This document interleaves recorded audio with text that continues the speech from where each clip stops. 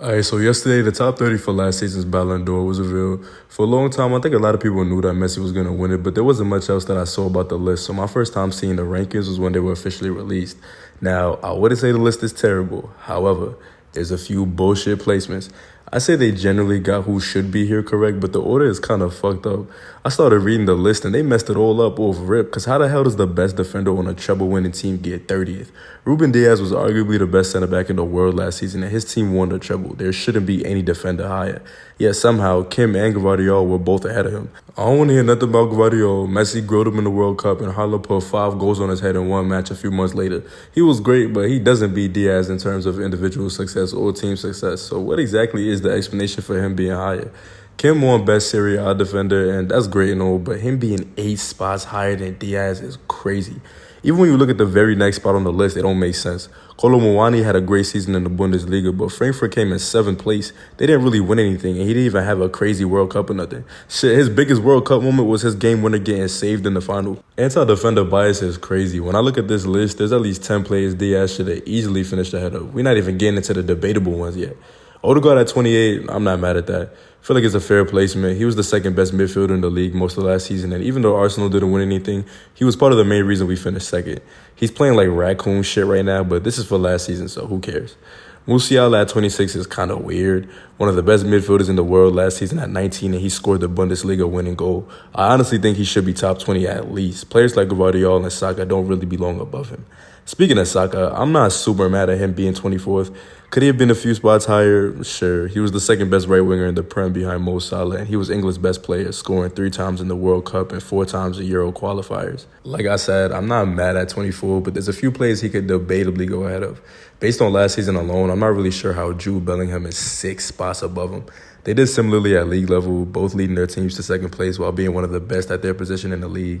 Bellingham did play in the UCL while Saka didn't, but Saka was better at the World Cup and for England overall too. Speaking of Jude, recency bias must be in the air heavy because the 18th spot is crazy. Him finishing ahead of Kane is wild to me. Neither of them won a trophy, so you can't even use that argument. Kane dropped 30 goals while playing on a shitty-ass Tottenham team. They got to be punishing him for his hairline. I swear if his forehead wasn't so big, he would have got top 15 at least.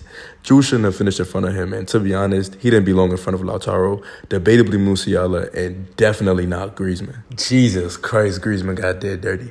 21st after the season he had is just disrespectful.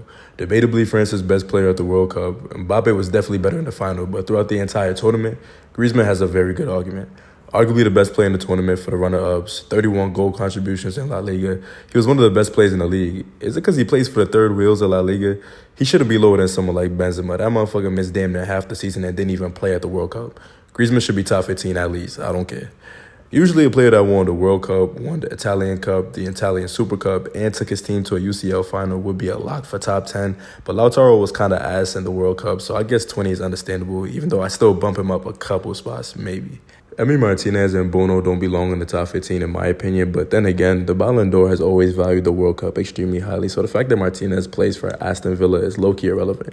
Bono at least won the Europa League along with his great World Cup performance, so I'm not super mad at his placement either. Lewandowski is really only that high because he actually won a couple trophies. He wasn't as consistently great throughout the season as somebody like maybe Kane. I'm also not mad at Salah's placement. Some people think he's too low, but I don't see anyone in the top 10 I'd 100% put him ahead of. Modric at 10, I ain't mad. He's probably only this high mainly because he had a good World Cup. Nothing wrong with that. Silva was a very crucial part of the treble-winning City team. I don't mind him being as high as 9. Once again, though, it really makes you wonder how the hell Diaz ended up at 30. Osimhen absolutely deserved to be here. Should have won Serie A Player of the Year over Cavara, in my opinion. Led Napoli to their first title in over 3 decades. Alvarez is controversial for some people. He won the World Cup and the treble, but he didn't exactly lead either of them. He still played a role in both of them, though, scoring in the semifinals of each one. It's not like he was warming the bench, more like toasting it a little bit. Now, the top 5, I'm going to be honest, I don't got a problem with any of it. Rodri, best defensive midfielder in the world, scored the UCL winning goal to win the treble and won an international trophy with Spain. Shit, I wouldn't have even been mad if he was 4th. KDB went nuts last season. He had 31 assists in all competitions, which I think is tied for second most all-time behind one of Messi's ridiculous seasons. Easily deserves to be here. I'd probably put him over Mbappe if he wasn't a ginger. No need to explain for Mbappe. We know what he did in the World Cup, and he dropped over 40 goals for PSG too. 3 is a valid spot. The biggest debate of all was obviously Messi versus Haaland for the first spot. There's been months of back and forth, but come on. We all knew they was going to give it to Messi, and there's really nothing wrong with that. Having an all-time great World Cup while leading your team to victory is going to get you the Ballon d'Or every time, bro. Come on now. We can leave the penalty narrative alone. He still had 3 goals and 3 assists without the penalties and absolutely carried that Argentina team. Haaland has the better argument if we just look at straight-up numbers, and Haaland did win the treble, but Messi won his league title, the French Super Cup, and the World Cup while being the best player in the tournament. Haaland not playing in the World Cup at all is another one of the main reasons his chances of winning the Ballon d'Or were way lower from the jump. Is it his fault? No way, his fucking ass? No. Doesn't magically erase the fact that he wasn't in the biggest tournament of the year, though. There's no way you can have a World Cup like this and not win. I'm sorry. A lot of the top 30 may have been a little wonky, but the winner was correct, in my opinion. Next year's Ballon d'Or top 10 is going to look a lot different. That's for damn sure. I don't see how Harry Kane doesn't end up in the top 10. He's doing evil work at Bayern right now. Him and Jude are looking like the favorites right now. Bayern and Real's UCL performance and then their performances for England and the Euros are going to be huge factors towards who tops the other. All that is just my opinion, though. Y'all should let me know what y'all think. Me personally, I'm more worried about Newcastle coming up next weekend. We got a few injuries piling up, and it's bothering me. Give me a 4-1 win on the road, then I'll have something to smile about. Catch y'all next time.